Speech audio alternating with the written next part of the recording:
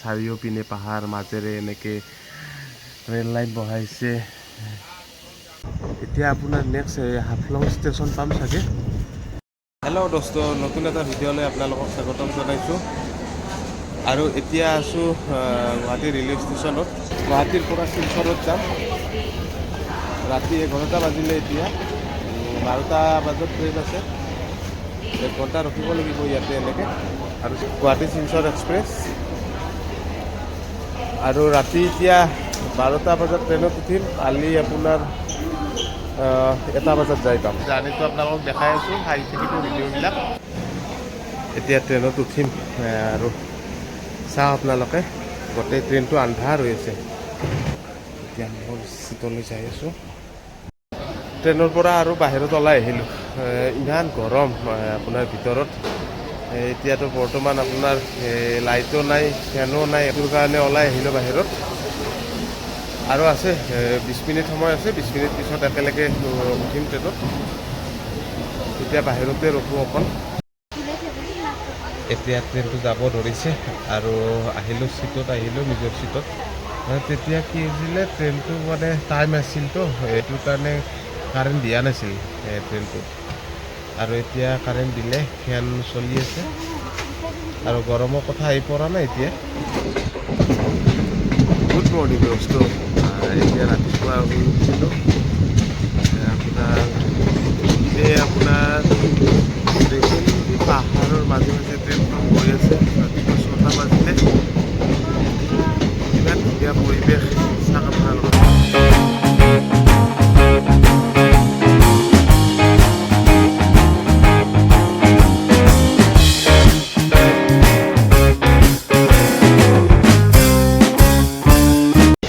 আমাৰ অসমৰ সেউজীয়া পৰিৱেশ চাওক আপোনালোকে।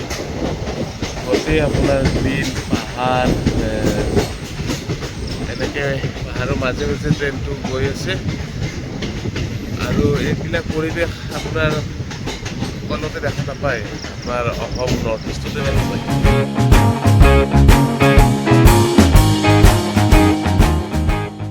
ৰাতি আপোনাৰ কি হ'ল, গুৱাহাটী যেতিয়া ষ্টেচনত উঠিলোঁ, গুৱাহাটী ষ্টেচনত আপোনাৰ মোৰ কাষৰ তলৰ চিটটোত এজন মানুহ আহি বেগটো ৰাখি কিনে সি ক'লে, যিটো মই বুক কৰা আছে বেগটো চাবা, মই আহি আছোঁ। এনেকৈ কৈ কিনে মোৰ কাষৰজনকো কৈ গ'ল। তাৰপিছত এনেকৈ গ'ল, যাই কিনে 1-1.5 ঘণ্টা হ'ল মানুহজন অহা নাই। আৰু ট্ৰেইনৰ পাছত ভাবি আছোঁ বেগটোত কি ৰাখি থৈ গ'ল মানুহটো নাহিলেতো লগে নাপালে নেকি। পুলিচক ফোন কৰি কিনে মাতি কিনে আপোনাৰ বেগটো তালাচি ল'লে। একো নাই বেগটোত, তাৰ কাপোৰ কানিয়ে আছিলে। মানুহজন কি ক'লে, ৰিলে পুলিচে ৰাতি সেই 3টামান বজাত ক'ৰবাৰ পৰা উঠাই আনিলে মানুহজনক। আনি মোকো মাতিলে আৰু মোৰ কাষৰজনকো মাতি কিনে সুধিলে যে ই হয়নে, ল'ৰাজন হয়নে নহয়। লাষ্টত আমি চাই কিনে গম পালোঁ সেইজনে ল'ৰা। তাক আমাৰ পৰা লৈ গ'ল আৰু পিছত কি কৰিলে নাজানো আৰু। এনেকৈ আপোনাৰ 3টা বজাত আৰু অলপ টোপনি আহিছিলে সেইখিনি টাইমত, কিন্তু টোপনিটো ভাঙি গ'ল। আৰু তাৰপাছত টোপনি আৰু ভালদৰে নাহিলে। আৰু এতিয়া ট্ৰেইনটো মাহিংবা ষ্টেচন পালে। আৰু অকণ নামিলোঁ ট্ৰেইনটোৰ পৰা মাহিংবা ষ্টেচনত। চাওক আপোনালোকে, মাহিংবা ষ্টেচন লিখা আছে ইয়াতে। আৰু ট্ৰেইন ষ্টাৰ্ট দিলে, উঠি লওঁ আৰু গুচি গ'লে আৰু হাহাকাৰ আৰু আজি ইয়াত ট্ৰেইন নাপাম আৰু।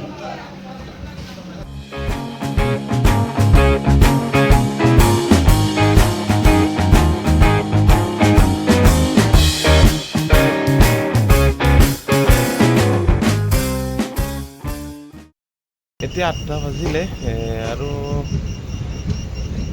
এতিয়ালৈকে আপোনাৰ এটা খোৱা বস্তু দোকানো পোৱা নাই ষ্টেচনত, আৰু লগতে ট্ৰেইনত বিক্ৰী কৰিব অহা নাই মানুহ। চাই আগৰ ষ্টেচনলৈকে চাই লওঁ আৰু কিবা এটা খাব পাৰিলে ভাল আছিলে। ৰাতিও একো খোৱা নহ'ল আপোনাৰ। ৰাতিও ৰুমত যি খাই আহিলোঁ সেইখিনিয়ে।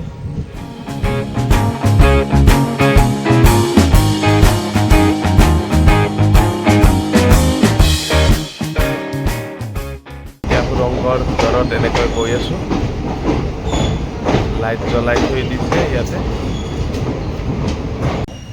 এই নিজৰা বৈ আছে আৰু আগৰ পিনে আপোনাৰ সেইটো নেশ্যনেল হাইৱে চাগে, এইটো ডাঙৰ আছে ৰাস্তা। আপোনাৰ মেঘবিলাক এনেকৈ পাহাৰত লাগি আছে, কি ধুনীয়া। চাৰিওপিনে পাহাৰ মাজেৰে এনেকৈ ৰেল লাইন বহাইছে, ইয়াকে কয় নেচাৰেল বিউটি। আৰু যিটো আমি দেখা নাপাওঁ টাউনৰ ভিতৰত। এনেকৈ লাহে লাহে ট্ৰেইনটো গৈ আছে, আপোনাৰ স্পীডত নাযায়। এই 2 ঘণ্টামান ধৰি কিনে ট্ৰেইনটো এনেকুৱা স্পীডতে লাহে লাহে গৈ আছে। এতিয়া আপোনাৰ নেক্সট হাফলং ষ্টেচন পাম চাগে। চাওক আপোনালোকে, ট্ৰেইনটো আকৌ টাৰ্ণ লৈছে। এনেকুৱা মানে চিধা ৰাস্তা নহয় কাৰণে হয়তো ট্ৰেইনটো লাহে লাহে যায়। ইয়াত কোনোবাই আৰ্ট কৰি থোৱা যেন লাগিছে এই জেগাবিলাক। আপোনালোকে শিলচৰ আহক, সেনেকৈ ট্ৰেইনত জাৰ্ণি কৰক, বহুতেই ভাল লাগে।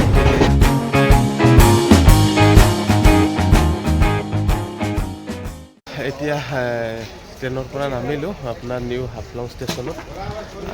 ইয়াতে 1 মিনিটমান ৰখোঁ চাগে। চাৰিওপিনে পাহাৰ, আপোনাৰ তাৰে মাজতে ষ্টেচন হয় এইটো। আৰু মানুহ আছে, বহুত মানুহ ইয়াতে। ৰাতিপুৱাৰ পৰা যিমানটা ষ্টেচন আহিলোঁ মানুহেই নাছিলে, এটাও মানুহ নাই। আনকি খোৱা বস্তু পোৱা নাছিলোঁ। এতিয়া আপোনাৰ মানুহ ফুল ষ্টেচন, আৰু খোৱা বস্তুৰো সুবিধা নাই। আৰু বাই বাই হাফলং ষ্টেচন। আৰু অহাতে মই কেনেকৈ আহিম আপোনালোকক জনোৱা নাই, আৰু মই ইয়াৰ নেক্সট ভিডিঅ'ত জনাম আপোনালোকক মই গুৱাহাটী কেনেকৈ যাম ইয়াৰ পৰা।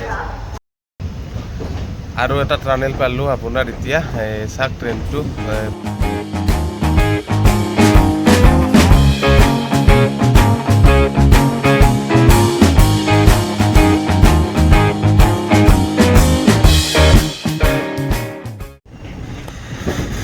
এই হৈছে আপোনাৰ হাফলং। আৰু দেখিছেনে আপোনাৰ গোটেই পাহাৰৰ মাজে মাজে আপোনাৰ ৰেল লাইন বনাইছে। এনেকৈ থাকক সদায় হাফলংখন। আমাক গছ কাটি পাহাৰ কাটি কিনে ডেভেলপ কৰিব নালাগে। এনেকৈ সদায় থাকক, নেচাৰেল বিউটিৰ মাজত থাকক। এতিয়া জাতিংগা লাংপুৰ ষ্টেচন পালোঁ, আৰু চাওক ট্ৰেইনখন। আৰু ইপিনে চাওক চাৰিওপিনটো চাওক আপোনালোকে, গোটেই পাহাৰ আপোনাৰ গ্ৰীণ হৈ আছে। আৰু তাৰে মাজত আপোনাৰ ষ্টেচন, গোটেইকেইটা ষ্টেচনে সেনেকুৱা পাইছোঁ।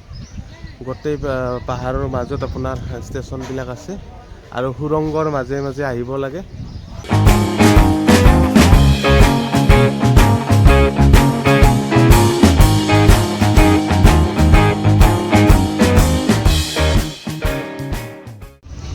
আহি এতিয়া সুকৃতিপুৰ বুলি ষ্টেচন এটা পাইছোঁ। আৰু ডিমা হাছাওৰ সেই পাহাৰৰ মাজে মাজে সুৰংগৰ মাজে মাজে আহি এতিয়া প্লেন জেগা পালোঁ আমি। এতিয়া আৰু বেছি সময় নালাগে ইয়াৰ পৰা, আৰু 1 ঘণ্টাত পাই যাম।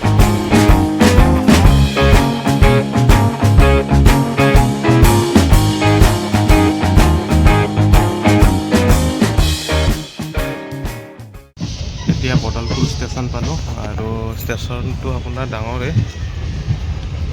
গুৱাহাটীৰ পৰা যিমান দূৰ আহিলোঁ এইটো ষ্টেচনে ডাঙৰ এতিয়ালৈকে।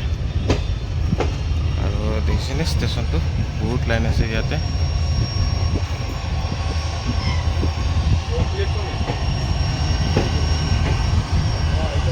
ট্ৰেইনবিলাক এনেকৈ বেছিভাগ ইয়াত মালগাড়ী ট্ৰেইনেই আছে। গুৱাহাটীৰ পৰা ডাইৰেক্টলি ইয়াত আহে, কেলকাতা গুৱাহাটী। মই আহিলোঁ গুৱাহাটী টু শিলচৰ এক্সপ্ৰেছত। আৰু Guwahati to Silchar express daily আপোনাৰ আহে। ৰাতি আপোনাৰ 11:55 আপোনাৰ গুৱাহাটীৰ পৰা এৰি দিয়ে ট্ৰেইন, আৰু ইয়াতে দুপৰীয়া আপোনাৰ 12:55 আহি পায়। টোটেল আপোনাৰ 13 ঘণ্টা সময় লাগে। আৰু লগতে আপোনাৰ 380 কিলোমিটাৰ হয়। ফাইনেলি আহি পালোঁ শিলচৰ ষ্টেচন।